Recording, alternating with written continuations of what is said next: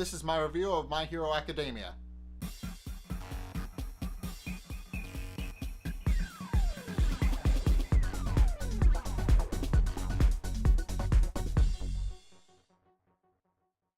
Okay, so in this episode, we learn a bit more about why Bakugo and Deku kind of had a falling out, and we also learn where his prideful attitude comes from, and also a bit of a fight scene between Deku and Bakugo, because, well, that's the main point of the episode, but it's also about them coming to terms with all their stuff, and the two realizing how, well, not so much everybody, but they realize, but they come to respect each other by the end, I guess. Just a little bit more. So, after Deku and Bakugo get into a fight and Deku flips Bakugo on his ass, he sends Ochako to retrieve the weapon. And this comes back to bite her because when she goes up, Ida realized that she would come alone and hid every single loose object on the floor so that she couldn't use them to combat Ida. So she's at a disadvantage, and and upon doing this, she calls Deku, who is still hiding and running from Bakugo, and then Bakugo unleashes a huge blast from his gauntlets. And we also do learn how exactly Bakugo's quirk works, which is that he sweats nitroglycerin from his palms and uses that to explode. And might I just say, ew. Just ew. But anyway, he stores his nitroglycerin-laced sweat in the gauntlet, and then he has the ability to launch it out of the gauntlet in a huge blast. And he almost hits Deku, but doesn't kill him. And he says that he's not going to try and kill him, but he's going to get close. And is then banned from using that maneuver ever again because of how destructive it is and how it almost killed Deku. And Deku, being on the ropes and realizing he's unable to defeat old Bakugo in hand-to-hand combat, does the next best thing and kills two birds with one stone. He uses his quirk, which Bakugo has long since figured out he has at this point and has been trying to goad him to use it, and uses his quirk to destroy those several upper layers, giving enough debris that Ochako can work with to get past Ida and retrieve the weapon, winning them the match.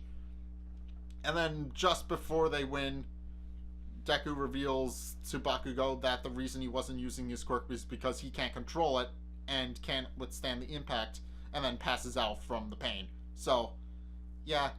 And then Bakugo realized just how powerful Deku's quirk is, and realized that if he had goaded Deku into actually using his quirk to hit him full force, it definitely would have killed him.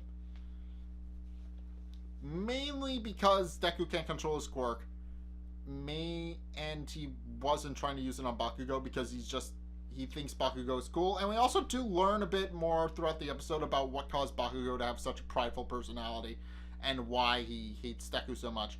So it mainly stems from the fact that the combination of Bakugo's quirk manifesting and Deku not manifesting a quirk at all, causing Deku and Bakugo to develop a sort of love-hate relationship where Bakugo developed a superiority complex to complement Deku's inferiority complex, and grew to be extremely prideful to the point where he didn't even want to ask for help. And then when Deku tried to help him after he falls off a log bridge into a river and almost hits his head, Deku comes down to help him, and that's where their friendship ended.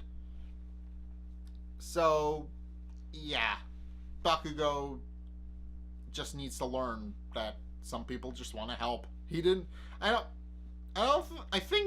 I'm not entirely sure why Bakugo hated Deku for trying to save him and help him out and get him out of the river that he fell in. But I think it might have something to do with the fact that Deku kind of showed up Bakugo in front of all his friends, even though he didn't really do it. He just wanted to help. And Bakugo took it as an insult because he just wanted to stay the cool, confident, doesn't need anybody kind of guy that he was back when he was little. And Deku kind of ruined that image for him a little bit. So, definitely see why Deku and Bakugo had a falling out, it was mainly because Deku's good-natured personality combined with Bakugo's arrogance, I can do everything myself personality, kind of caused them to drift apart. So, yeah, and the scene where Ida tries to stop Ochako and is easily able to outclass her, even though she is able to make herself float. Ida does have his quirk, which enables him to go at super speeds. So, while their fight kind of takes a little sideline to Deku and Bakugo's, it is still pretty interesting because Ida, he got a little too into it. He got a little too into the fact that he was trying to be a villain, and definitely would make a great villain because of how good at method acting he is, I guess, would be the call for it. He was able to play the character of a villain really well and then execute on it. So yeah, he was a pretty good villain, I guess. He got really into it, and Ochako kind of laughed at this a little bit because of how into it he was, until she realized just how good he was at it, because again, he hid all the loose objects on the floor so her quirk didn't have anything to latch onto and levitate. And she did eventually use the debris that Deku freed up with his punch into the ceiling. But yeah, it was a definitely interesting episode seeing Deku and Bakugo kind of reconciling of sorts, because not only does Deku revealed that he does want to beat Bakugo because he thinks Bakugo is cool and wants to be able to surpass him one day, because he feels that Bakugo is at the top of the league and is in a league of his own, that he wants to actually improve to get to that point, to be better than him.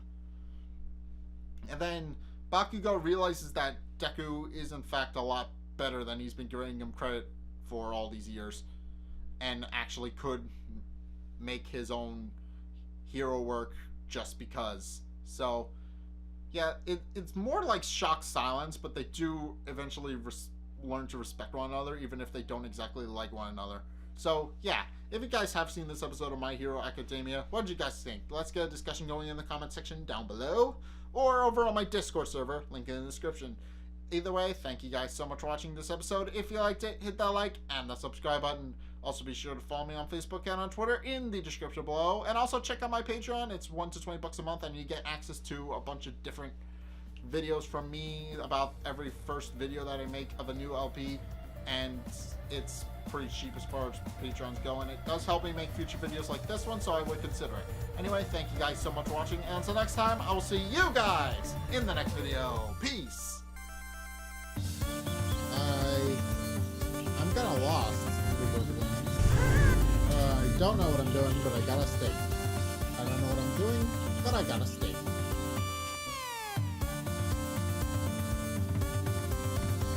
I don't know, I think I might dedicate one episode each to each